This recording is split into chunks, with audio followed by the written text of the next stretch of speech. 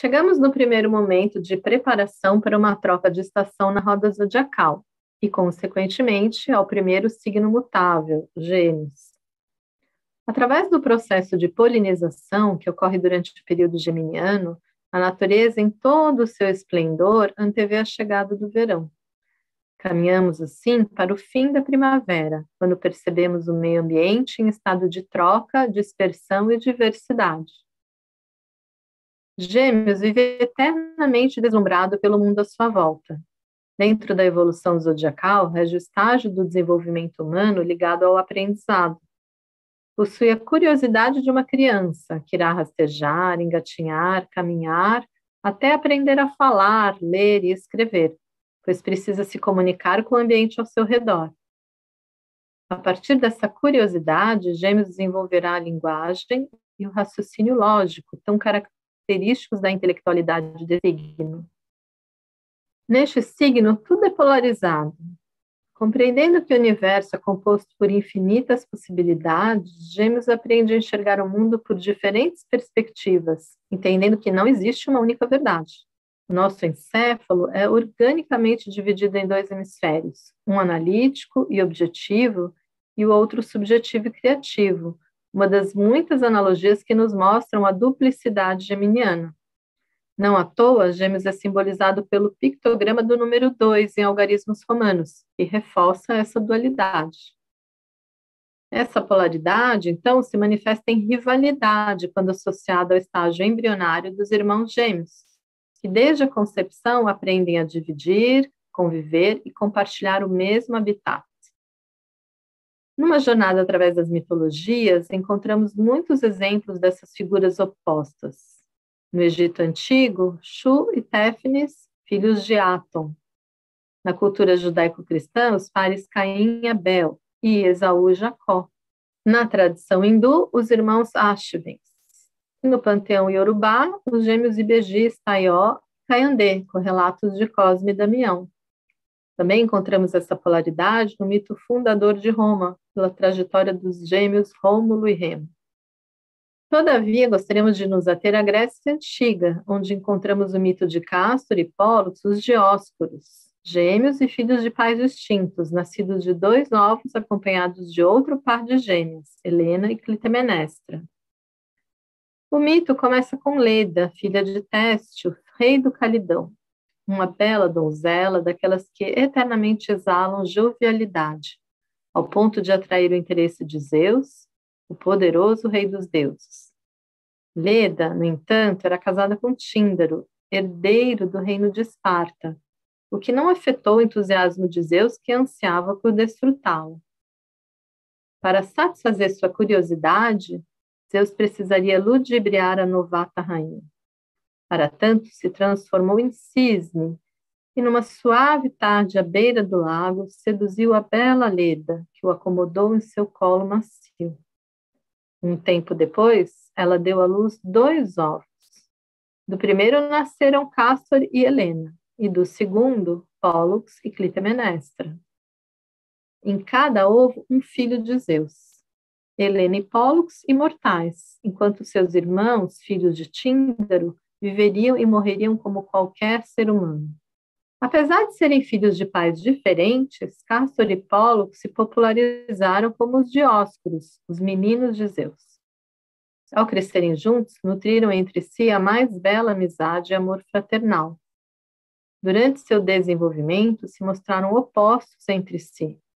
Enquanto Castor era guerreiro, forte e impositivo, Pólux, que em grego representa doce, era músico, era delicado e muito sensível.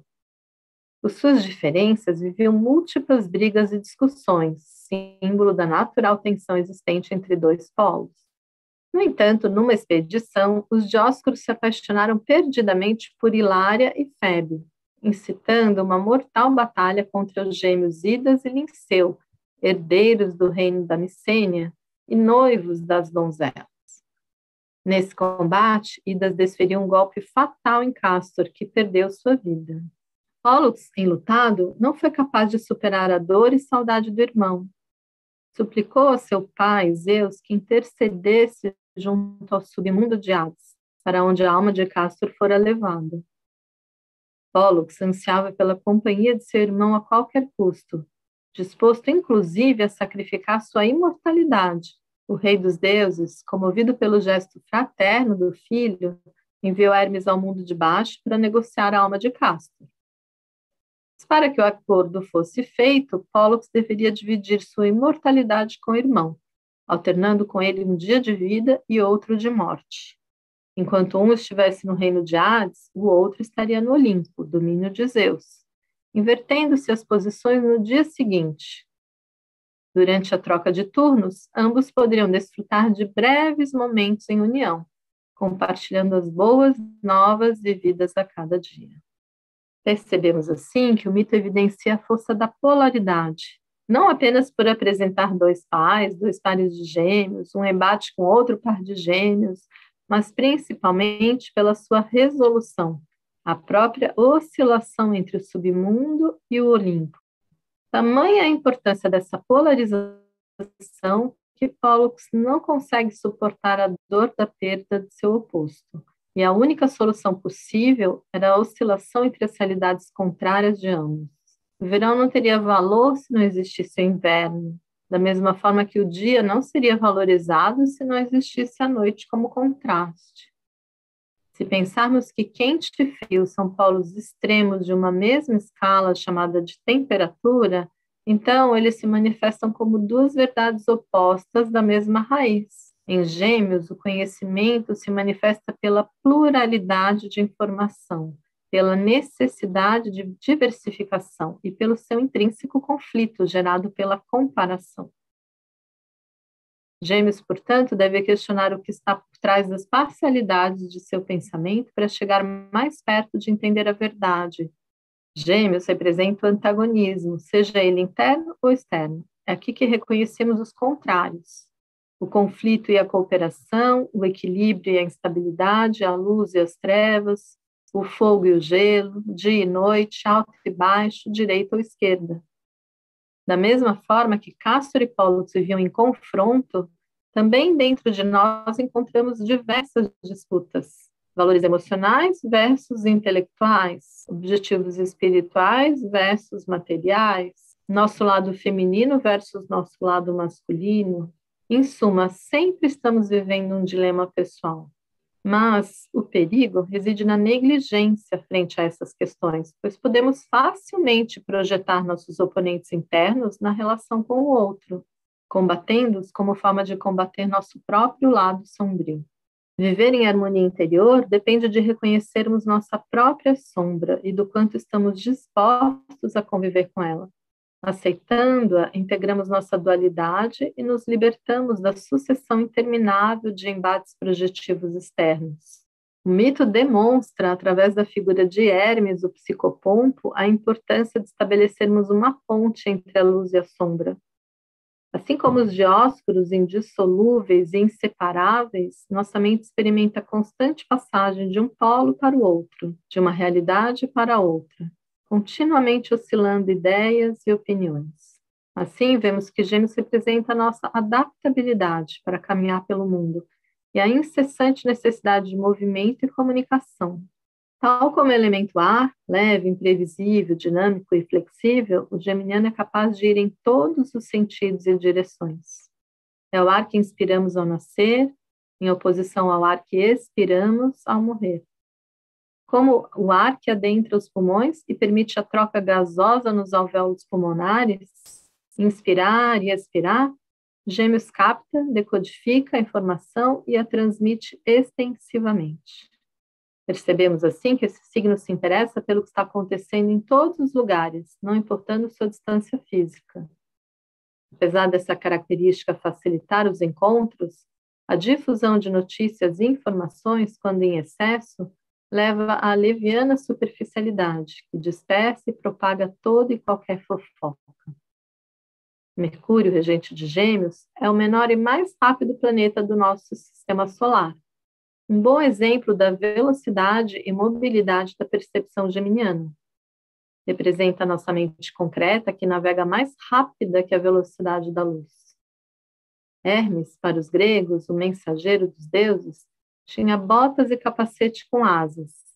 Voava com o pensamento, levando a informação para todas as dimensões. Também conhecido como o Senhor do Comércio, Deus dos ladrões e dos mentirosos, pois a mente por si mesma não distingue entre bem e o mal, nem possui um crivo moral. Um outro personagem tipicamente geminiano é nosso querido Peter Pan, a adorável criança abandonada que zomba e luta contra os adultos, ironicamente perseguido pelo tempo.